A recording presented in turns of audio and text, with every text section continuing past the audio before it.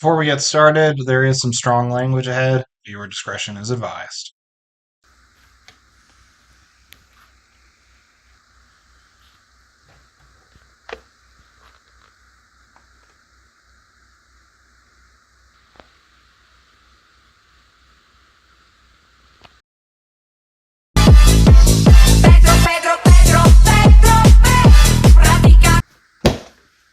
Welcome to Convertibot Reviews. I'm your host, Convertibot, and the star of the show today is the LEGO Lord of the Rings, The Shire. And holy cow, this thing was expensive. It just came out at the start of April, but $270 for a 2,000-piece set? Ooh. Very hard to swallow, even by LEGO standards. Then again, I am a massive Lord of the Rings fan and nerd. So, shut up and take my money, LEGO. Let's get into it. First things first, I am coming off of a cold, so I apologize if I sound a little nasally. Okay, moving on to the actual build. It's fairly straightforward. There's not much of a lot of incredible building techniques here. You do get 15 bags for your 2,000 LEGO pieces. And including the instructions, you also get some paper decals as well, and stickers, of course. The build took about 7-8 hours tops. I had Lord of the Rings movies on while I was building this, and yeah, by the time the second one was done and I was watching the extended editions, I got already finished it. And overall, the build itself is really nice, and due to the nature of it, we're going to go through this piece by piece. Now, an eagle-eyed Lord of the Rings fan could easily tell that this is based off of the first movie, or particularly the first few scenes of the Fellowship of the Ring. That is because many of what's included in this set are things relevant to the opening scene. Now, you do get Gandalf's horse here and carriage with some rockets, is nice, but the rest of the stuff all either goes in tandem with either Bag End or Bilbo's birthday party. Horse for life, bitches! Now, Gandalf's carriage does have options for you to place minifigures on, and you simply just stack them right on there. However, there is a little obvious thing here that look weird, but LEGO's got you covered. They do provide optional parts to allow your minifigures to sit, and you get these for both Frodo and Gandalf. You also get an extra set for Bilbo as well, but we'll talk about that later. It's more relevant later. These are just brick-built pieces, with Gandalf's having an actual printed part to it. I do love that. And yeah, this looks really good to have it just as a bit of a display, even if it is just sitting in front of the set. It's a small thing, but it's awesome. And you'll have these sitting pieces for future use. Future use for sitting around Bag End, that is. Plenty of places to put a minifigure and plenty of places to sit one too. Now, the major gripe I have with this set is the naming of it. The set is called the Shire, however, the majority of the build is Bag End.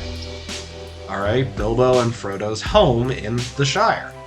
I would say it takes up roughly 2/3, if not more, of the entire set, so to call this the Shire is a bit of a misnomer. With that out of the way, the build itself, my oh my, there are plenty of details here. I love the flower work, the hills, everything regarding the actual terrain is beautifully done. However, there is one bit of terrain here that I'm not going to really talk about, but I do want to point this out. I had to ultimately change it because, hey, LEGO, you might want to double check something with your designers, just to be safe. Coming back to the details on this thing, you got lampposts, different windows, new pieces too for those windows. I'm not just talking about the printed stuff too. And yeah, door opens as well. You also gotta love the inclusion of the now defunct Twitter logo. Thanks, Elon. Kinda perfect that it's downwind of Bilbo's stank. Hobbits love their weed. Book even acknowledges it. Okay, moving on to the back, we're just going to turn this around. Now, the build is in multiple parts here. However, it all does connect together and it is quite sturdy. It's not meant to come apart, unlike other builds like Rivendell or Barad-dûr. As you can see earlier, the door does work. Let me get it in a little closer there. And now we just have a bunch of detail of Bilbo's house. For instance, random swords and umbrellas all over the place. Chests here with the mithril shirt. Can't go wrong there. Gotta love it. Oh, side note, these candles here, they used a Lego pen for the wax. Really nice detail there. Oh, and of course, if we're moving over here, we have Bilbo's study with his book, There and Back Again. A Hobbit's Tale by Bilbo Baggins. God, I love this series. But yeah, these are not printed parts, they are all stickers. Which, yeah, the amount of stickers versus printed parts in this set is a little all over the place. Things like your rugs, those are printed, and stuff like, say, the front of Gandalf's, cloak, those are printed. But things like the mithril shirt, different little envelopes and whatnot, maps all throughout the build, or even Bilbo's parents on the wall there. Yeah, those are all stickers. Also, you got a coat rack on this side too. Oh, nice how they pulled all that together. Oh, and yes, of course, Bilbo can sit in his chair and continue writing his book. Also, a little point here is the Baggins family tree, which, if you've ever read the appendices to Lord of the Rings, particularly Return of the King, holy cow is it extensive. Tolkien created full-blown genealogies here. It is honestly highly recommended. Going back to the other side here, one little feature of note is this. Alright, the fireplace. Now, for those who have seen the movie, they might be, or better yet, for those who haven't, a little bit of spoilers for the movie, but hey, it's a 23-year-old movie and a dang near century-old book series. Spoilers be damned. They put the ring in an envelope. You know, keep it secret, keep it safe. And when Gandalf returns from his quite literally 10-year journey or so, seriously, the movie's condensed it down greatly. But when he gets back, they burn the envelope. And there's a little mechanism here, noted by that, where if you turn it... Oh, my precious. Yeah, barely any Technic pieces involved here, and it actually clicks. I love this.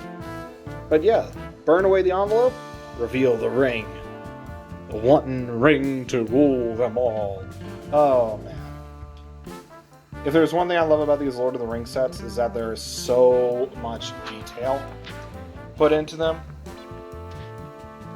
I mean, shoot, even the back of Bilbo's, even back of Hobbiton's door, or Baggins' door. Those are just like whips. But now they're used to be like spires or whatnot to recreate the door pattern on the back. It's honestly insane on how much detail they put into this thing. Truly an entire book's worth of detail. But then again, this is only relevant to the very beginning. Unfortunate. Confound it all, Sunrise Country, have you been eavesdropping? Personally, I'd be fine if the set ended there. However, roughly $70 more gets you $70 more worth of shit. Roughly. Either way, we got more stuff to talk about. In addition to the fireworks you get in Gandalf's little carriage, you also get the dragon firework that Merry and Pippin steal and set off in a hilarious fashion, which you can recreate here, having them place it in the ground, and also having an extra stump to show it's been fired. And yes, the actual dragon, you do get a small build of it. It's mostly made out of transparent pieces and Technic, but it still provides a good representation for what you get from the film. And you also get a hilarious minifigures too, just to recreate it. I know these are double-sided face prints, and my face for Pippin actually got stuck. Yeah, the head won't move, and I'm not about to break this thing. So it's going to stay there. The next build of note is the Party Tree. Now, this is not really named in the films, however in the books it is. It is the central part of the Shire, where every major celebration takes place. Now, in this case, it is Bilbo's birthday party.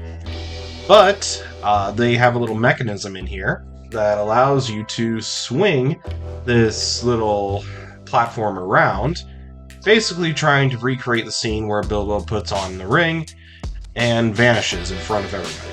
Which, yeah, it's actually done really well. Really well. I do like this little mechanism here. The tree itself looks great too. And this banner is one of those cloth pieces, as I mentioned. It's more like a paper. It's not as soft as, say, like a cloak is, but it does have, well, good amount of material to it. Granted, I fear on how long it'll survive. Same goes for the tent, which is made out of the same material and some Technic. So, only time will tell on that one. As for the tent, the build's nice, but I don't have much to say about it. If anything, I prefer more brick build structure than just covering it up with a piece of cloth or paper. Feels a little lazy in my opinion, especially for this kind of price. But the material is pretty durable, so win some, lose some. The last build you get is a birthday cake, which is done pretty well. However, the only gripe I have with this, yes, there is a gripe. Why do I have a gripe? Because it's supposed to be 111th birthday. 111. 3 ones. Yet we have 4 candles. Where am I under 107 there, Lego? Oh boy. And since the rest of the minifigures don't really fit in anywhere else, here is Samwise Gamgee and Rosie Cotton, which Rosie's wearing a very well done skirt. Like, holy cow, is this a new piece? It's done really well. And then you also have Farmer Maggot and his wife, who also has a similar skirt piece. Now, these two characters are mostly made for comic relief for the early parts of the film, but I will say this. Farmer Maggot is one of the guys you don't want to mess with. Quite literally. In the books, he literally stares down one of the Nazgul. Like, dude's a goat, man. Now, moving on to size comparisons, please keep in mind that this set is more long as opposed to being tall. So, without further ado, here is the Shire next to the LEGO Acclimator, previously review, the NASA Artemis launch system, apparently has over 6,000 views at the time of recording, the Tower of Buttttttt, which has nowhere near as amount as views, lovely, and one more size comparison, LEGO Rivendell, which is arguably a better comparison altogether. And yeah, it is, like, full stop. Though in my opinion, I think Rivendell is the better set. Granted, it's also double the price, so double the price, and probably about 3 times the piece count. Can't win them all. Again, it's hard to justify the price here. I want to say it's completely worth it for your casual LEGO fan. I mean, it is completely worth it if you're a Lord of the Rings fan like me. But again, $270, that's not cheap, man. That's not cheap at all. Like, shoot, that's more expensive than a lot of third-party Transformer figures. Shoot, one I got my eye on, the Fantastic model, or the Fans Toys Marg, their take on Ultra Magnus. Yeah, that thing is cheaper in comparison.